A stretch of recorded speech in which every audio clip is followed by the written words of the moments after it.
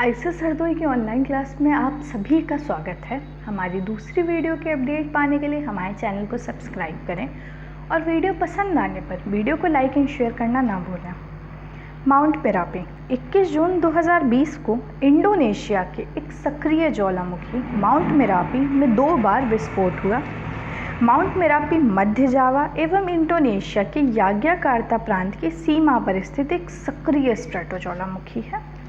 Strato ज्वालामुखी जिसे समग्र ज्वालामुखी के रूप में भी जाना जाता है, एक शंक्वाकार ज्वालामुखी है जो कठोर लावा, टेफ्रा, प्यूमिस और राख की कई परतों द्वारा निर्मित होता है। इससे पहले वर्ष 2019 माउंट मेरापी में हुए ज्वालामुखी विस्फोट में 300 से अधिक लोग मारे गए थे। इंडोनेशिया रिंग ऑफ फायर में अवस्थित है।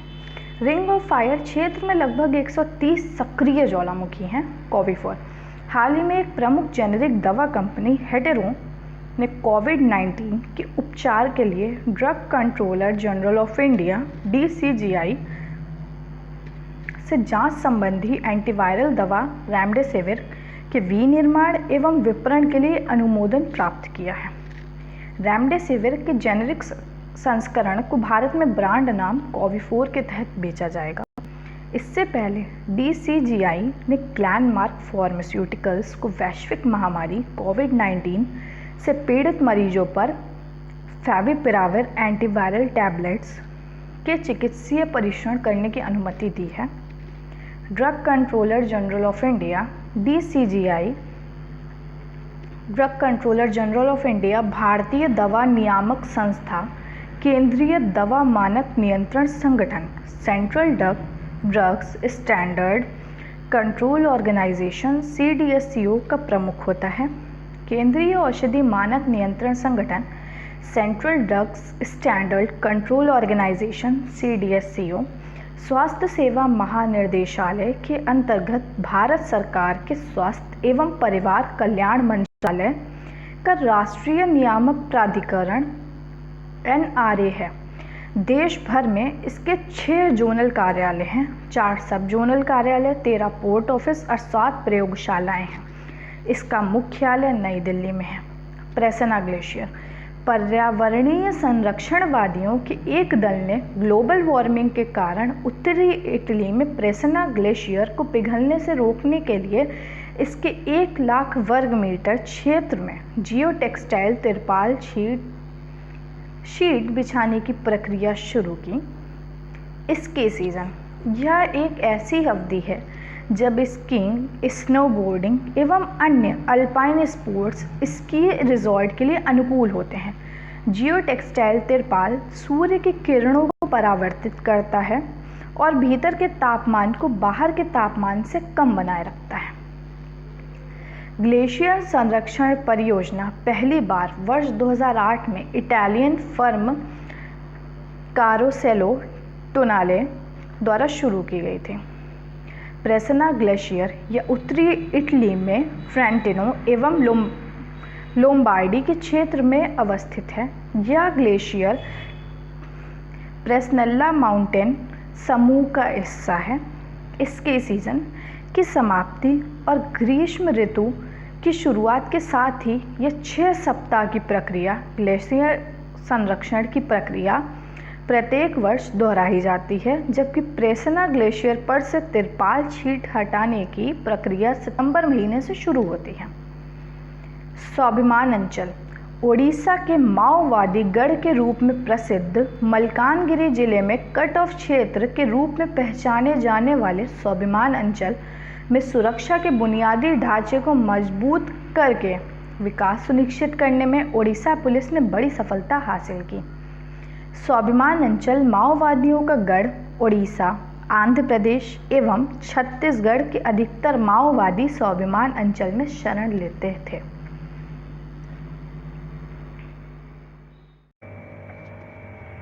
यूनिसेफ किड पावर 6वें अंतर्राष्ट्रीय योग दिवस के अवसर पर यूनिसेफ किड पावर ने बच्चों के लिए 13 योगासनों को सूचीबद्ध किया है।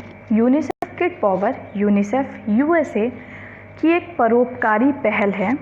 इसे वर्ष 2015 में शुरू किया गया था। यूनिसेफ किड पावर ने कैलिफोर्निया स्थित प्रौद्योगिकी फर्म कैलोरी क्लाउड्स एवं डिज़ाइन स्टूडियो एम्यूनिशन की मदद से बच्चों के लिए किड पावर बैंड विकसित किया है। ये बैंड बच्चों के एक फिटनेस ट्रैकर ब्रेसलेट के रूप में काम करते हैं जो स्मार्टफोन में एक ऐप के माध्यम से जुड़े रहते हैं। यूनिसेफ किड पावर अपने सहयोगियों से अनुमोदन प्राप्त करता है कि यूनिसेफ द्वारा दुनिया भर में गंभीर कुपोषित बच्चों के लिए उपचारात्मक भोजन के पैकेट वितरित करने हेतु उपयोग किया जाता है। युक्ति 2.0 केंद्रीय मानव संसाधन एवं विकास मंत्री ने उच्च शिक्षण संस्थानों में व्यावसायिक क्षमता एवं इंक्यूबेटेड स्टार्टअप से संबंधित सूचनाओं को व्यवस्थित करने में सहायता प्रदान करने के लिए युक्ति 2.0 पहल की शुरुआत की। इससे पहले केंद्रीय मानव संसाधन एवं विकास मंत्री ने 12 अप्रैल 2020 को युक्ति young India कम्बेटिंग Covid with knowledge technology and innovation web portal का शुभारंभ किया था। युक्ति 2.0 पोर्टल के माध्यम से मानव संसाधन एवं विकास मंत्रालय यह सुनिश्चित करने का प्रयास करेगा कि उच्च शिक्षण संस्थानों में छात्रों, शिक्षकों एवं शोधकर्ताओं को अपनी प्रौद्योगिकी एवं नवाचारों को आगे बढ़ाने के लिए आवश्यक ज़रूरतों को पूरा करने के लिए उचित सहायता मिल रही है या नहीं।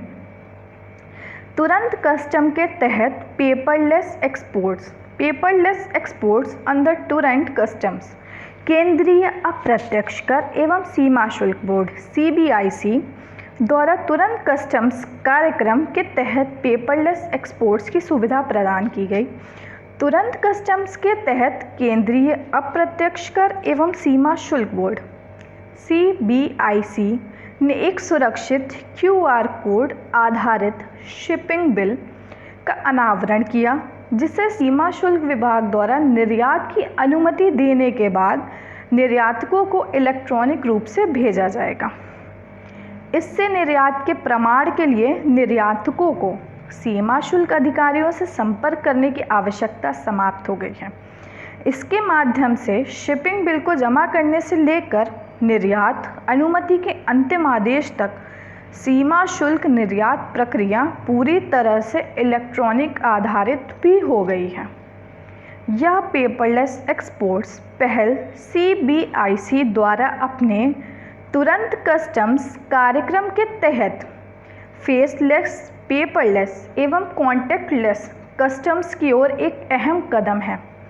CBIC ने बताया कि तुरंत कस्टम्स, जिसका मुख्य घटक फेसलेस असेसमेंट है, को विभिन्न चरणों में 1 जनवरी 2021 तक पूरे देश में लागू किया जाएगा।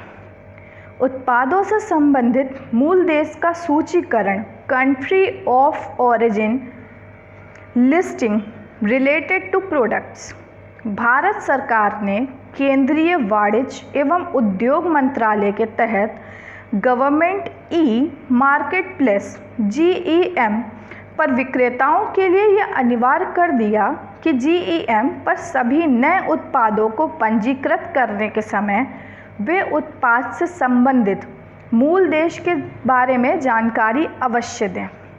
GEM में किया गया यह परिवर्तन मेक इन इंडिया तथा आत्मनिर्भर भारत अभियान की नीतियों के अनुरूप है। GEM प्लेटफॉर्म पर खरीदार अब विभिन्न उत्पादों में स्थानीय सामग्री का कितना प्रतिशत उपयोग किया गया है को देख सकते हैं। खरीदार केवल उन्हीं उत्पादों को खरीद सकता है जिसमें कम से कम 50% वाली स्थानीय सामग्री के मानदंड को पूरा किया हो।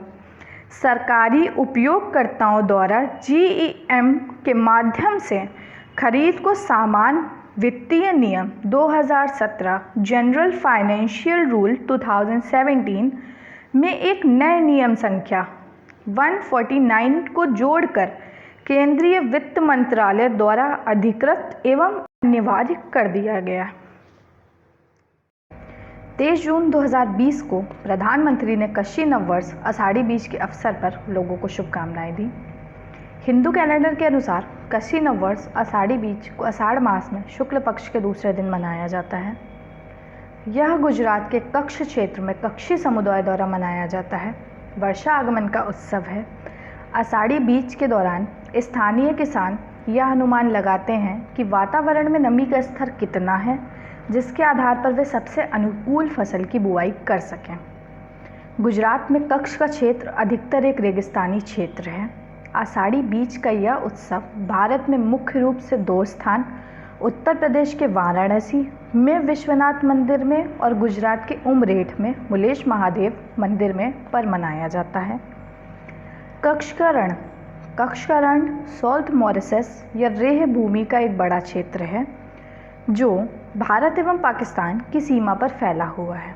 यह अधिकतर गुजरात, मुख्य रूप से कच्छ जिले में और सिंध, पाकिस्तान के कुछ हिस्सों में अवस्थित है। यह महान रण एवं छोटे रण में विभाजित है। कच्छ का रण भारत मलायन क्षेत्र, इंडो मलायन रीजन का एकमात्र बड़ा बाढ़कृत घास का मैदान है। फिशिंग कैट ओडिशा के वन विभाग ने केंद्रपाड़ा जिले के भीतरकनिका नेशनल पार्क में फिशिंग कैट के लिए 2 वर्षीय संरक्षण परियोजना की शुरुआत की। फिशिंग कैट एक प्रकार की मछली पकड़ने वाली बिल्लियां हैं। इस प्रजाति को IUCN की रेड लिस्ट में लुप्तप्राय इंडेंजर्ड श्रेणी में सूचीबद्ध किया गया है। अंतर्राष्ट्रीय एवं राष्ट्रीय कानूनों के तहत संरक्षण स्थितियां फिशिंग कैट को लुप्तप्राय प्रजाति के अंतर्राष्ट्रीय व्यापार पर संयुक्त राष्ट्र convention, United Nations convention on international trade in endangered species CITES के अनुच्छेद 4 की परिशिष्ट 2 में सूचीबद्ध किया गया है। इस प्रजाति को भारतीय वन्यजीव संरक्षण अधिनियम 1972 की पहली अनुसूची के तहत भी वर्गीकृत किया गया है। खतरा भीतरकनिका क्षेत्र में झींगा माफियों ने आर्द्र भूमि एवं मैंग्रोव वनों को झींगा क्षेत्र में परिवर्तित करके जलीय परिस्थिति को नष्ट कर दिया है, जिससे फिशिंग कैट्स के निवास स्थान के लिए भी संकट उत्पन्न हो रहा है। रेंगने वाले जीवों की जनगणना रेप्टाइल सेंसस भीतरकनिका पश्चिम बंगाल के सुंदरवन के बाद देश का दूसरा सबसे बड़ा मैंग्रोव वन क्षेत्र 1757 खारे पानी के मगरमच्छों का निवास स्थान है। शिव oil and gas project ONGC विदेश लिमिटेड द्वारा म्यांमार में श्वेत तेल एवं गैस परियोजना के ब्लॉक A1 एवं A3 में $121.27 मिलियन लगभग 909 करोड़ रुपए के अतिरिक्त निवेश की मंजूरी दी। ONGC विदेश लिमिटेड दक्षिण कोरिया, भारत एवं म्यांमार की तेल एवं गैस क्षेत्र से जुड़ी कंपनियों के एक संकाय के रूप में वर्ष 2002 से ही म्यांमार में श्वेत तेल एवं गैस परियोजना के उत्खनन एवं विकास से जुड़ी है। श्वेत गैस क्षेत्र अंडमान सागर में एक प्राकृतिक क्षेत्र है जो वर्ष 2004 में डाइवू, जो दक्षिण कोरियाई कंपनी है, द्वारा खोजा एवं विकसित किया गया था। श्वेत तेल एवं गैस परियोजना म्यांमार में श्वेत गैस परियोजना बंगाल की खाड़ी के रखाइन अपतटीय क्षेत्र के ब्लॉक A1 एवं A3 में अवस्थित है। सार्वजनिक क्षेत्र के उपक्रम gas authority of India limited GAIL भी इस परियोजना में एक निवेशक के तौर पर शामिल हैं। श्वेत गैस एवं गैस परियोजना में पहली बार गैस की प्राप्ति जुलाई 2013 में हुई थी। यह परियोजना वित्त वर्ष 2014-15 से ही सकारात्मक नकदी प्रवाह सृजित कर रही है। गौरतलब है कि पूर्वी एशियाई देशों की कंपनी एवं गैस उत्खनन तथा विकास परियोजनाओं में भारतीय PSU की भागीदारी भारत की look east policy act east policy का एक हिस्सा है। कालाजार लिशमैनियासिस एक उपेक्षित उष्णकटिबंधीय बीमारी है यह लिशमैनिया नामक एक परजीवी के कारण होता है जो रेत मक्खियों सैंड फ्लाइज के काटने से फैलता है। मानव शरीर में आज के लिशमैनियासिस को आमतौर पर भारत में कालाजार के रूप में जाना जाता है। लिशमैनियासिस की चपेट में भारत सहित लगभग 100 देश हैं। लिशमैनियासिस के निम्नलिखित 3 रूप हैं। आंत का लिशमैनियासिस यह शरीर के कई अंगों को प्रभावित करती है और यह रोग का सबसे गंभीर रूप है।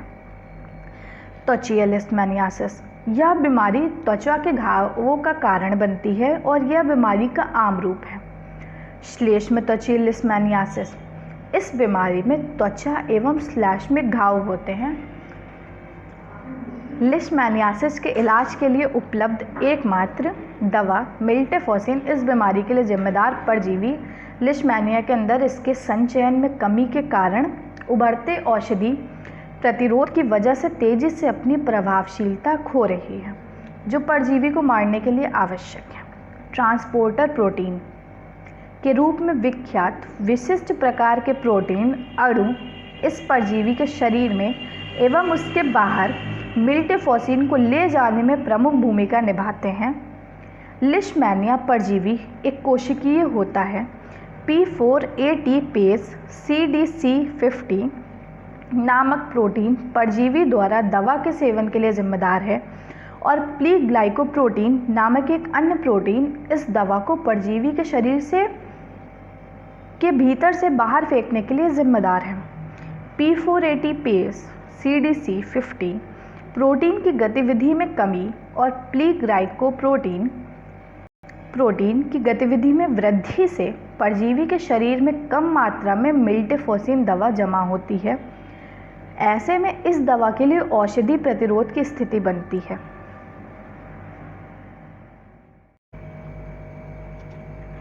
गया परिकल्पना, गया हाइपोथेसिस। गया परिकल्पना एक वैज्ञानिक परिकल्पना को संदर्भित करती है जो बताती है कि पृथ्वी एक जटिल जीवित इकाई कॉम्प्लेक्स लिविंग एंटिटी है जिसमें जीवों एवं उनके भौतिक परिवेश के बीच स्व-वियनम जुड़ाव के आधार पर एक संतुलन कायम है। इस परिकल्पना को पहली बार ब्रिटिश वैज्ञानिक जेम्स लवलॉक ने वर्ष 1972 के अपने पत्र Gaia as seen through the atmosphere में प्रस्तुत किया था। इस परिकल्पना का नाम पौराणिक ग्रीक देवी गया के नाम पर रखा गया है जो पृथ्वी का प्रतिनिधित्व करती हैं। जेम्स लवलॉक ने बताया कि जैसे जैसे पृथ्वी की भौतिक प्रणाली में परिवर्तन होते हैं वैसे वैसे जैविक प्रणाली ऐसे परिवर्तनों को कम करने के लिए प्रक्रिया देती है। ई ब्लड सर्विसेज।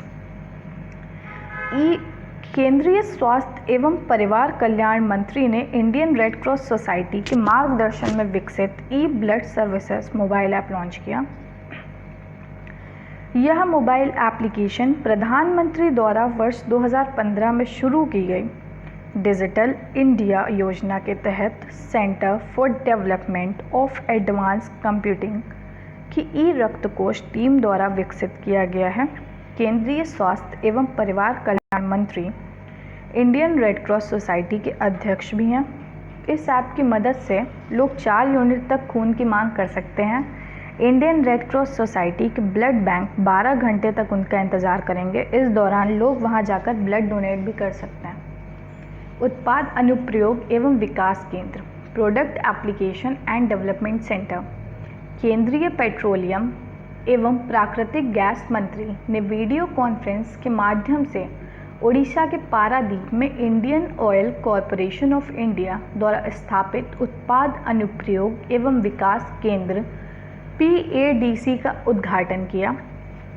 उत्पाद अनुप्रयोग एवं विकास केंद्र PADC में निम्नलिखित 4 प्रयोगशालाएं हैं: polymer processing lab, analytical testing lab, chemical analysis lab, characterisation lab.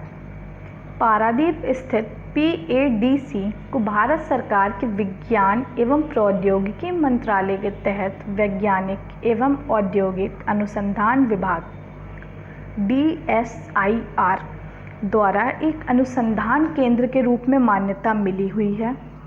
उत्पाद अनुप्रयोग एवं विकास केंद्र PADC प्लास्टिक के क्षेत्र में ओडिशा एवं उसके आसपास नए उद्यमी विकास के लिए उद्भवन केंद्र के रूप में कार्य करेगा। यह केंद्र पारादीप प्लास्टिक पार्क और बालासोर एवं खुर्दा जैसे अन्य क्लस्टरों के निवेशकों के लिए परिरक्षण एवं विकासात्मक गतिविधियों को अंजाम देगा। Indian oil corporation of India, Indian oil corporation limited IOCL, जिसे आमतौर पर इंडियन ऑयल के रूप में जाना जाता है, भारतीय सरकार के स्वामित्व वाली तेल एवं गैस कंपनी है। इसे भारत सरकार ने महारत्न कंपनी का दर्जा दिया है। इसका मुख्यालय नई दिल्ली में है। Navigating the new normal, NITI Aayog ने bill and Melinda Gates foundation BMGF, Ashok university centre for social and behavioural change CSBC, Bharat सरकार के स्वास्थ्य एवं परिवार कल्याण मंत्रालय तथा महिला एवं बाल विकास मंत्रालय के साथ भागीदारी में नेविगेटिंग द न्यू नॉर्मल नाम के एक अभियान एवं इसकी वेबसाइट का शुभारंभ किया। यह अभियान कोविड-19 महामारी के मद्देनज़र देश में अनलॉक चरण के दौरान कोविड सुरक्षित व्यवहारों पर ध्यान केंद्रित करेगा। भारत सरकार द्वारा गठित और नीति आयोग के CEO की अध्यक्षता वाले अधिकार प्राप्त समूह 6 एम्पावर्ड ग्रुप 6 के मार्गदर्शन में विकसित इस अभियान के 2 भाग हैं। इस अभियान का पहला भाग एक वेब पोर्टल www.covidthenewnormal.com है, जिसमें व्यवहार विज्ञान द्वारा सुझाए गए तरीके को कोविड-19 से संबंधित अनलॉक चरण के दौरान कोविड सुरक्षित व्यवहार के लिए सामाजिक मानदंडों का उपयोग शामिल है। केंद्रीय स्वास्थ्य एवं परिवार कल्याण मंत्रालय एवं अन्य हितधारकों के परामर्श से विकसित इस वेबसाइट का उद्देश्य जनता की भागीदारी को बढ़ाना और सिविल सोसाइटी संगठन CSOs तथा गैर सरकारी संगठनों NGOs को जोड़ना है।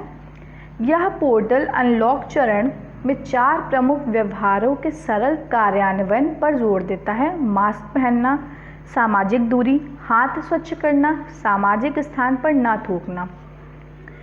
इस अभियान के दूसरे भाग में मास्क पहनने पर केंद्रित एक मीडिया अभियान है। इस भाग में मीडिया मास्क पहनने के सही तरीके में बताएगा। मास्क पहनने के अभियान को bill and Melinda Gates foundation ने मैकेन वर्ल्ड ग्रुप के साथ भागीदारी में तैयार किया है। Ashok university centre for social and behavioural change CSBC, इस केंद्र की स्थापना bill and Melinda Gates foundation के अनुदान द्वारा की गई है। इसका लक्ष्य भारत में एक ऐसी संस्था के रूप में स्वयं को स्थापित करना है जो गरीब आबादी हेतु प्रभावी व्यवहार परिवर्तन हस्तक्षेपों के लिए विश्व स्तर की उत्कृष्टता रखती हो। गौरतलब है कि जापान एवं दक्षिण कोरिया जैसे देशों ने मास्क पहनने को सामाजिक रूप से स्वीकार मानदंड बना दिया है।